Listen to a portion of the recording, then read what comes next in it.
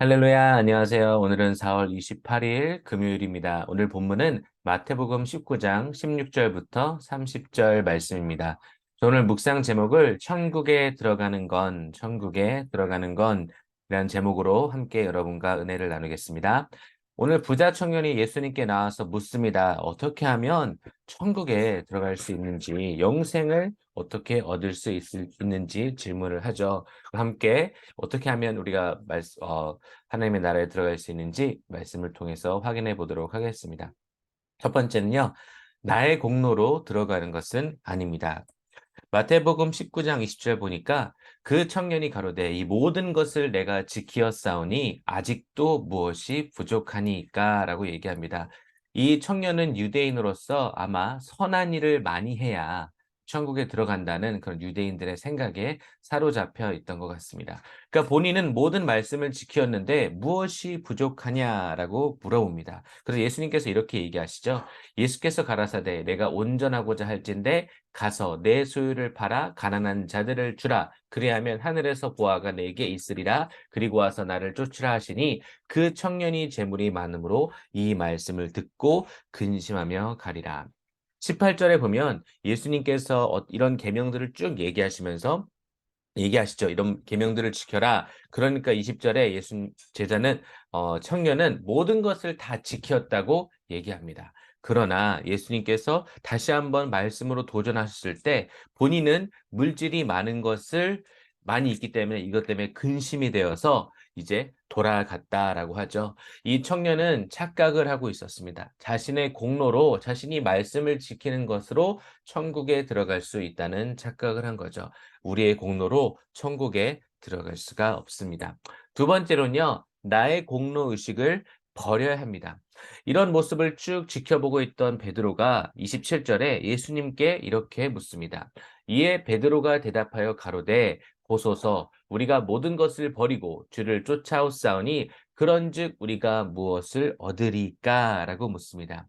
베드로의 질문은 굉장히 순수해 보입니다. 그런데 이 질문 뒤에는 자신과 제자들은 부자 청년과는 달리 모든 것을 버리고 쫓았다는 공로의식이 있었던 거죠. 예수님은 이 질문에 대해서 두 가지의 대답을 해주십니다. 첫 번째 대답은 28절과 29절에 있습니다. 예수께서 가라사대 내가 진실로 너에게 이르노니 세상이 새롭게 되어 인자가 자기 영광의 보좌에 앉았을 때 나를 쫓는 너희도 열두 보좌에 앉아 이스라엘 열두 지파를 심판하리라. 그러니까 확실히 천국에 가서 상급이 있다라는 것을 얘기해 주시는 거죠. 그리고 나서 또 내 이름을 위하여 집이나 형제나 자매나 부모나 자식이나 전토를 벌인 자마다 여러 배를 받고 또 영생을 상속한다라고 기록을 합니다. 여기서 여러 배라는 원문은 100배를 뜻한다라고 하죠. 그리고 가장 중요한 영생을 상속합니다. 여기서 대답이 끝나면 괜찮은데 30절에 예수님께서 이렇게 얘기하시는데 30절은 그러나라는 단어로 시작을 하죠. 그러나 먼저 된 자로서 나중되고 나중된 자로서 먼저 될 자가 많으니라. 왜 이 말씀을 하셨을까요? 여기서 먼저 된 자는 누구인가요? 바로 모든 것을 버리고 예수님을 따르는 제자들이죠. 예수님께서 이 말씀을 한 이유는 바로 이 베드로의 질문 가운데 또다시 그 청년이 했던 그 질문처럼 베드로의 질문 가운데도 자신의 공로의식이 가득했기 때문입니다. 부자 청년과 비교하면서 자신과 제자들은 모든 것을 버리고 예수님을 따랐다는, 즉 자신들의 행동을 의롭게 여기는 것이죠. 사랑하는 대학 청년부 여러분, 우리가 우리의 그런 신앙생활의 행동을 의롭게 여기는 순간 신앙의 성장은 멈춥니다.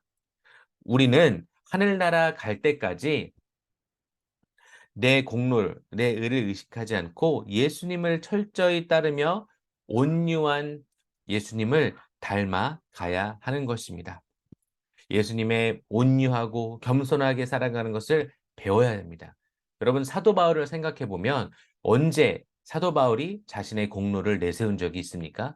그렇게 바울도 제자들처럼 모든 것을 다 버리고 어쩌면 제자들보다 더 심한 핍박을 겪었죠. 모든 제자들이 또 순교를 했지만 바울도 마찬가지지만 한 번도 바울은 자신의 공로를 내세우지 않았습니다.